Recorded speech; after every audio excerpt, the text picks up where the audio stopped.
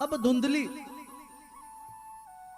को उसका वही पुत्र, पापी पुत्र बहुत मारता है, सारा धन सब छीन लिया।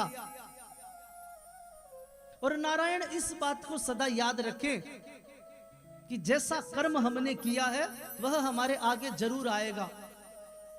अवश्यमेव भोक्तव्यम कर्म यत् शुभाशुभम। चाहे हमने शुभ किया है या अशुभ किया है,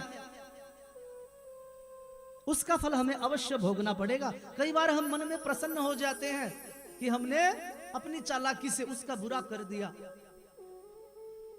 नारायण, वह बुरा हमने उसका नहीं किया, वह बुरा हमने अपना किया है।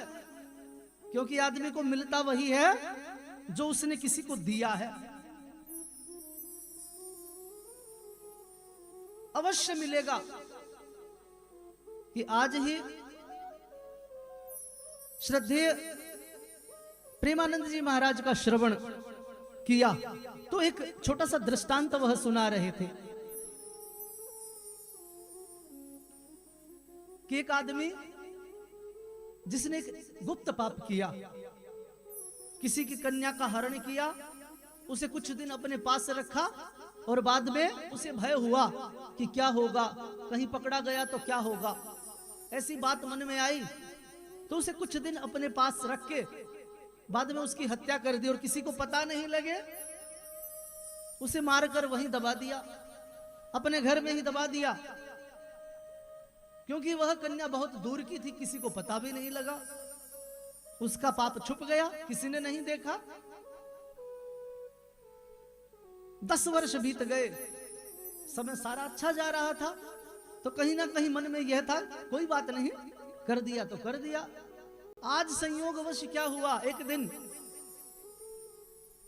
वह रात्रि को लघु शंका की इच्छा हुई, उठा बाहर जा रहा था तो एक सेठ को लूटकर 2 चोर भाग रहे थे, पास में घर था। उस आदमी ने देखा कि चोर भाग रहे, उन चोरों को पकड़ लिया। वह चोर धन तो लूट कर लाए ही थे, सेठ जी की हत्या भी करके आए थे। पकड़ लिया। चोरों ने समझाया कि देखो हमारे पास बहुत धन है, इसमें से अपना हिस्सा ले लो और चुपचाप बैठो। उसने विरोध किया, नहीं नहीं बिल्कुल नहीं छोड़ूंगा, तुमने चोरी की है, तुम चोरी का धन लेकर जा रहे हो, मैंने देखा है कि तुम सेठ जी के घर से आए हो। एक चोर ने कहा हमने धन नहीं लिया, हमने सेठ जी को मार भी दिया है, अब तुझे समझा रहे हैं कि मान जा।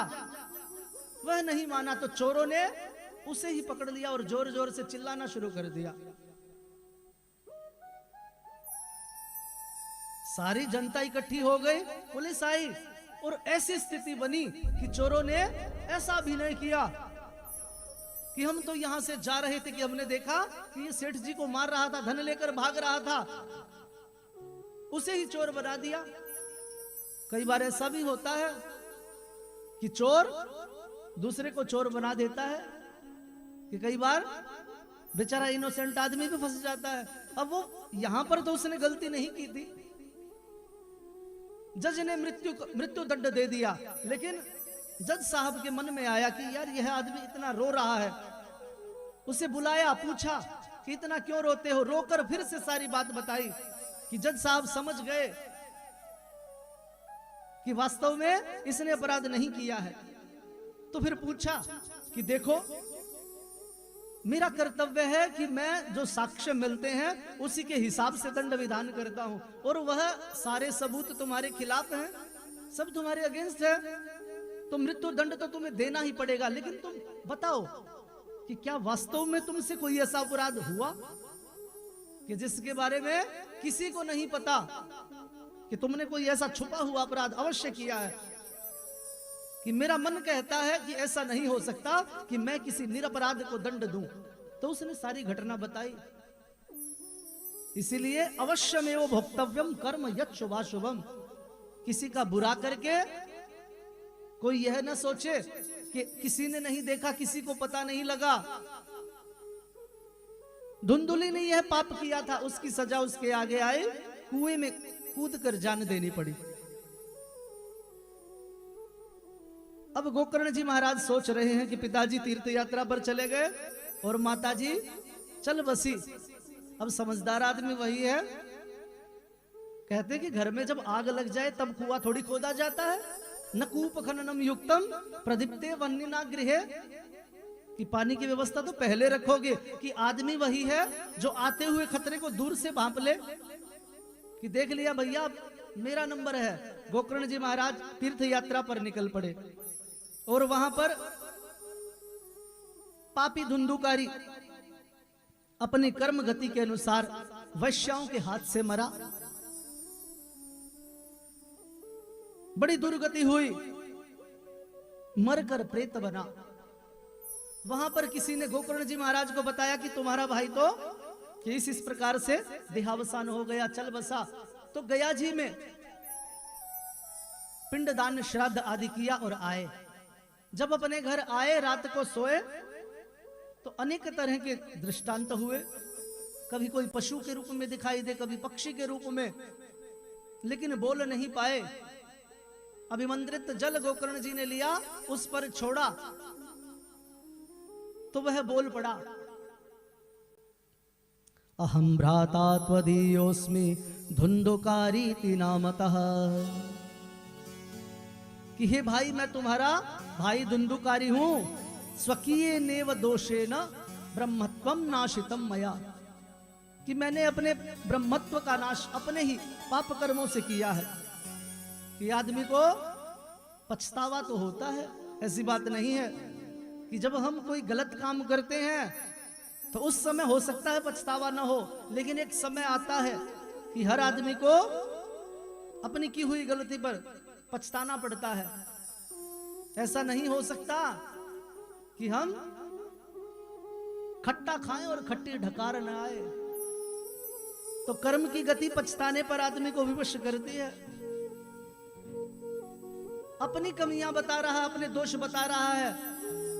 अब गोकर्ण जी ने कहा कि मैं तो खुद गया जी में तुम्हारा श्राद्ध पिंडदान करके आया हूं, तुम्हारी ऐसी गति क्यों हुई?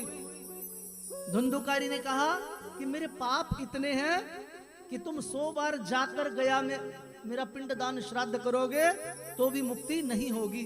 गया श्राद्ध शतेनापि न मे मुक्तिर भविष्यति, कि मेरे पाप इतने हैं। अब क्या किया जाए?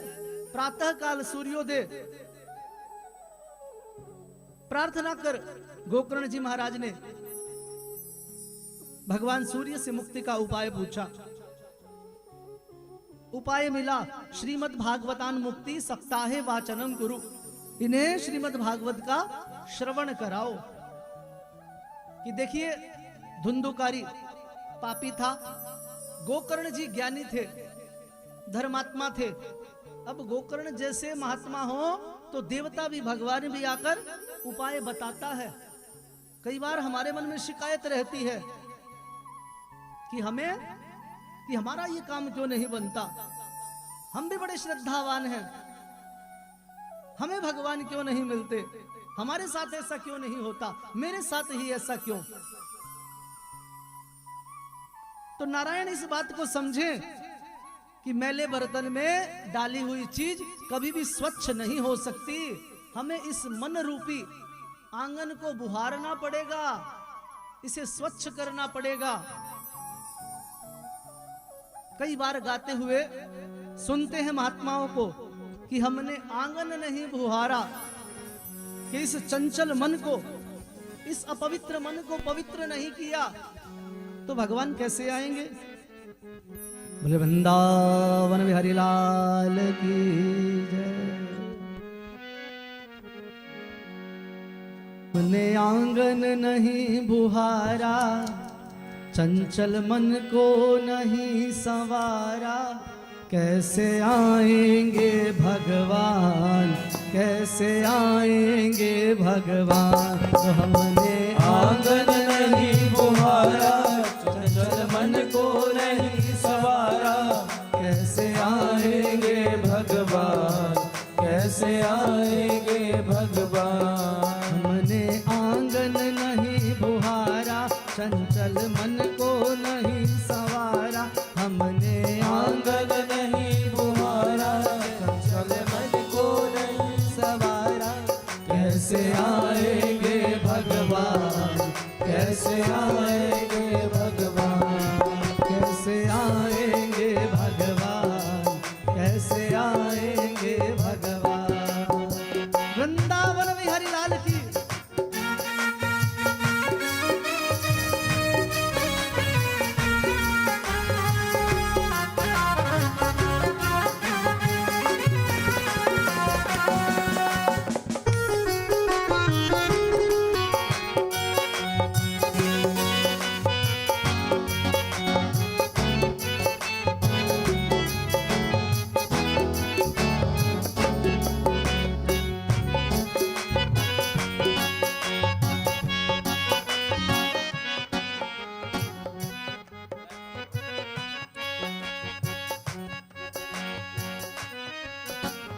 हर कोने कलमश कषाय की लगी हुई है ढेरी।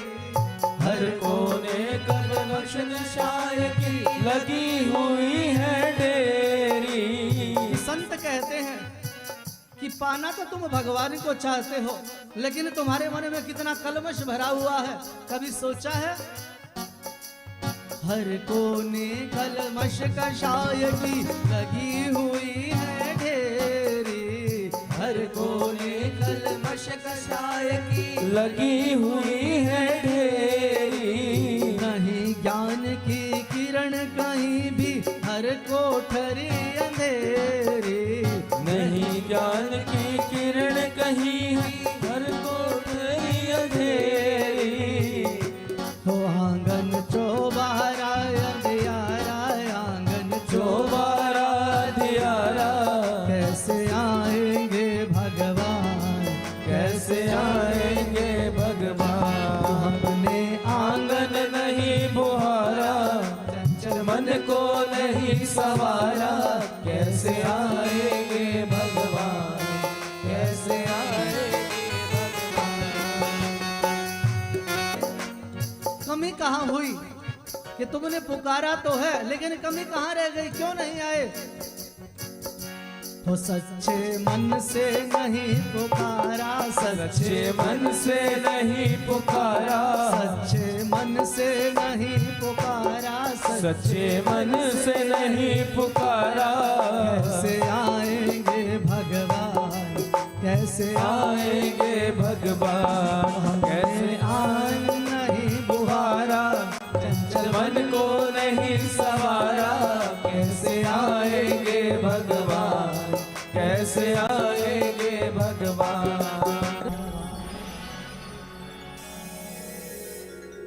कि भगवान तो अधम भिलनी के घर भी आ गए थे, विदुर जी के घर भी आ गए थे, लेकिन योग्यता तो वैसी हो। कुब्जा के घर भी आ गए थे, गोकर्ण जी महाराज ने उपाय को जाना, सुंदर कथा का श्रवण कराया। 7 दिन के पश्चात धुंधुकारी की मुक्ति के लिए वैकुंठ से विमान आया, क्योंकि धुंधुकारी ने बड़े ही भाव से भूखे प्यासे रहकर केवल कथा का श्रवण किया था। वैकुंठ विमान लेने के लिए आया तो सभी श्रोताओं ने प्रश्न कर दिया, क्योंकि हमारी तरह बहुत श्रोता कथा को सुन रहे थे कि गोकर्ण जी कथा तो हम सब ने सुनी है, लेकिन विमान केवल एक धुंधुकारी के लिए आया, ऐसा क्यों? तो श्रीमद् भागवत में ही इसका समाधान कराया कि भैया कि जैसे कथा, जिस भाव से कथा धुंधुकारी ने सुनी है अपनी मुक्ति के लिए, उस भाव से किसी ने नहीं सुनी। किसी का ध्यान घर में था, मकान में था, किसी का दुकान में था, किसी का मोबाइल में था, किसी को सब्जी लानी याद थी, किसी को शाम का खाना बनाना याद था। अगर किसी ने इसी सच्चे मन से कथा को सुना होता तो उसके लिए भी वैकुंठ से विमान आता। सभी श्रोताओं ने इस बात को सुना। अब पुनः एक सुंदर कथा का आयोजन कराया गया और इस बार सबने सोच लिया कि हम सब केवल और केवल कथा सुनेंगे कि हमारा ध्यान कहीं नहीं जाएगा। सभी को सुंदर कथा का श्रवण कराया और अंत में उतने ही विमान सब श्रोताओं के लिए भगवान ने वैकुंठ से भेजे हैं। धन्या भागवती वार्ता प्रेत पीड़ा विनाशिनी। तो इतना सुंदर प्रभाव इस कथा का कि धुंधुकारी जैसे पापी से पापी, अधम से अधम का भी कल्याण करा दिया। तो आपने हमने शायद प्रायशः कम ही लोग होते हैं कि जो इतने पाप में लिप्त होते हैं। तो जब इतने पापी का कल्याण हो सकता है तो सभी श्रोताओं का क्यों नहीं।